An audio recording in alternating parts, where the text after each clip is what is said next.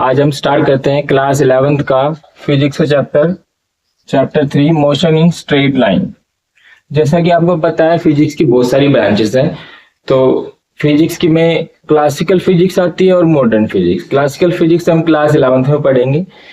इसमें हमारे पास आती है जैसे मैकेनिक्स, थर्मोडायनेमिक वगैरह हम पढ़ेंगे क्लास 11th में, जो क्लासिकल फिजिक्स में आता है। क्लास 12th में हमारे पास आएगी मॉडर्न फिजिक्स। मॉडर्न फिजिक्स में हम ऑप्टिक्स, इलेक्ट्रोस्टैटिक्स, करंट, इलेक्ट्रिसिटी ये सब पढ़ेंगे। तो अभी स्टार्ट करते हैं मैकेनिक्स से। Mechanics is the branch of the physics which deal the study of rest और motion of the object।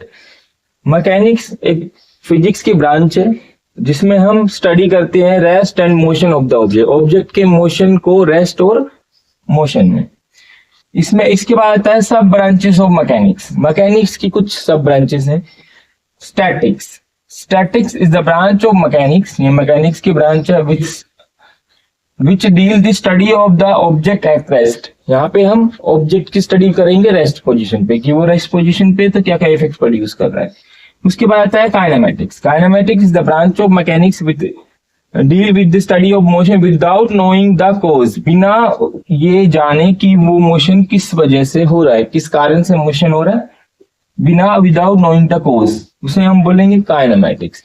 फिर आता है dynamic is the branch of mechanics which deal with the study of the motion again with knowing the cause of the motion. यहाँ पे हमें ये पता होगा कि मोशन का कारण क्या है।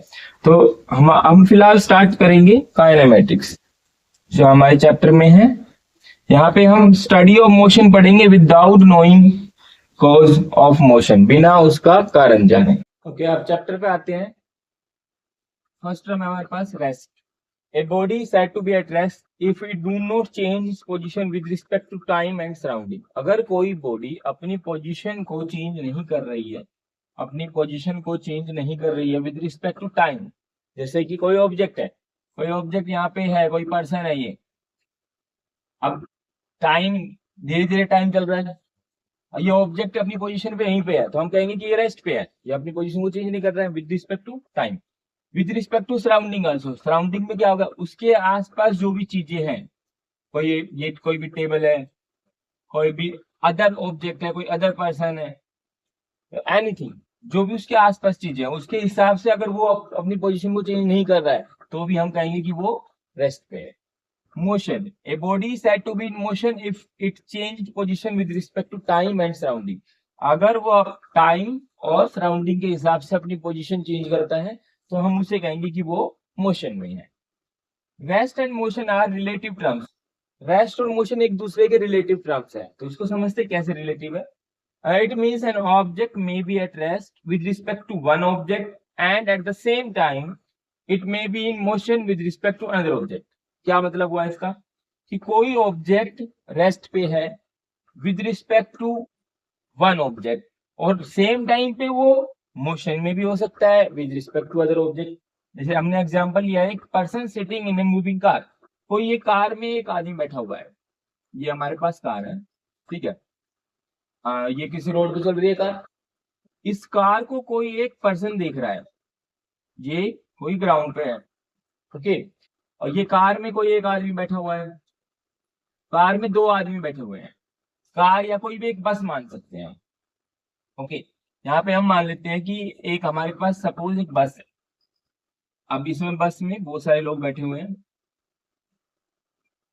तो ये दो पर्सन है, इसका नाम ए, इसका नाम बी, ओके। और एक पर्सन है जो कि बाहर है ग्राउंड पे, इसका नाम रख देते हैं हम सी। अब यहाँ पे देखो, ए और बी ऑब्जेक्ट दोनों एक दूसरे को देखते हैं तो उनकी पोजीशन चेंज नहीं हो रही है क्योंकि वो बस के अंदर है, तो उन दोनों के हिसाब से वो दोनों किस में है, रेस्ट में है। बट जब सी उनको देखता है, सी ए को देखता है, सी बी को देखता है, तो जैसे कि बस मूविंग है, बस चल रही है, तो वो क्या देखेगा कि ए और बी भी मोशन में है। अब ये एक दूसरे के हिसाब से तो रेस्ट पे है, बट अकॉर्डिंग टू सी ये दोनों क्या है, मोशन में है।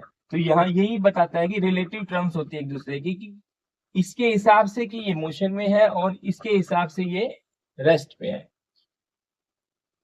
with respect to another object it depend on the frame of reference. frame of reference समझते क्या होता है? इसका frame of reference क्या है? C ऑब्जेक्ट का इसका frame of reference है रोड।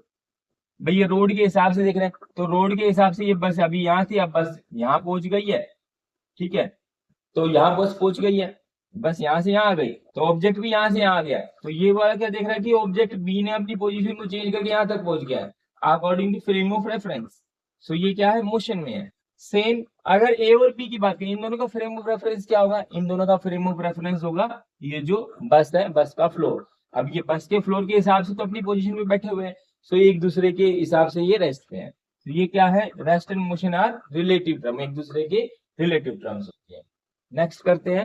ओके, इसके बाद बात करते हैं टाइप ऑफ मोशन की। तो टाइप ऑफ मोशन पढ़ेंगे on the basis of speed, dimension and path.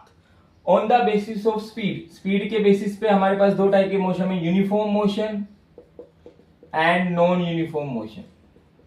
On the basis of dimension, 1 dimension, 2 dimension and 3 dimension. On the basis of path, circulatory motion, rectangular motion, oscillatory motion, vibratory motion and projectile motion. तो सबसे पहले हम बात करते हैं on the basis of speed की। हमारे पास first है यूनिफॉर्म मोशन। तो यूनिफॉर्म मोशन क्या होता है? जब कोई बॉडी, अभी हमने इसको स्पेसिफाई किया है स्पीड के हिसाब से, राइट। तो स्पीड का फॉर्मूला क्या होता है? स्पीड का फॉर्मूला होता है डिस्टेंस अपॉन टाइम। कितना डिस्टेंस कितने टाइम में कवर हो रहा है उसे बोलते हैं speed. So on the basis of speed uniform motion क्या होगा? When a body cover equal distance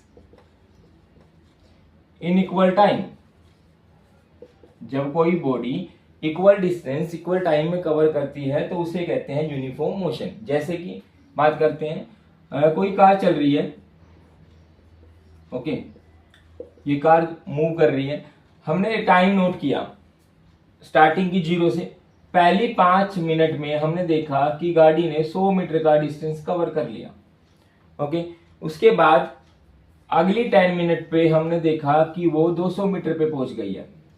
फिर 15 मिनट पे गाड़ी हमारी 300 मीटर पे। तो यहाँ पे हम देखते हैं टाइम का इंटरवल देखो 5 का चेंज आ रहा है और डिस्टेंस में भी 100 चेंज आ रहा है। तो equal distance in equal time, equal distance cover हो रहा है इक्वल टाइम में, तो उसे हम बोलेंगे यूनिफॉर्म मोशन। यूनिफॉर्म मींस जो एक जैसा हो, एक जैसा मोशन है, एक जैसी स्पीड से चल रही है गाड़ी हमारी। नॉन यूनिफॉर्म में क्या होगा? Unequal distance in equal interval of time. अब इक्वल क्यों लिखा है? कि टाइम तो अपने हिसाब से चलता रहेगा, टाइम तो कम ज्यादा चलेगा नहीं। अब वही सेम हमारी बात करते हैं, ये वाली कार है। अभी मान लो ये कार किसी ट्रैफिक में चल रही है, पहली 5 मिनट में इसने डिस्टेंस कवर किया सपोज 70 मीटर का, ओके। अब अगली 10 मिनट के बाद हमने देखा तो वो 140 पे पहुंच गई, उसके बाद वो 170 पे आ गई, फिर 20 मिनट पे हम देखते हैं वो आ गई 200 पे, या मान लो 250 पे आ गई।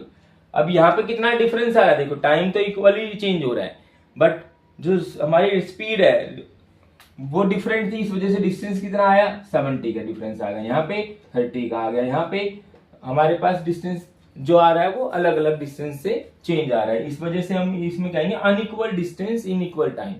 तो ये क्या होगा हमारा? Non uniform motion.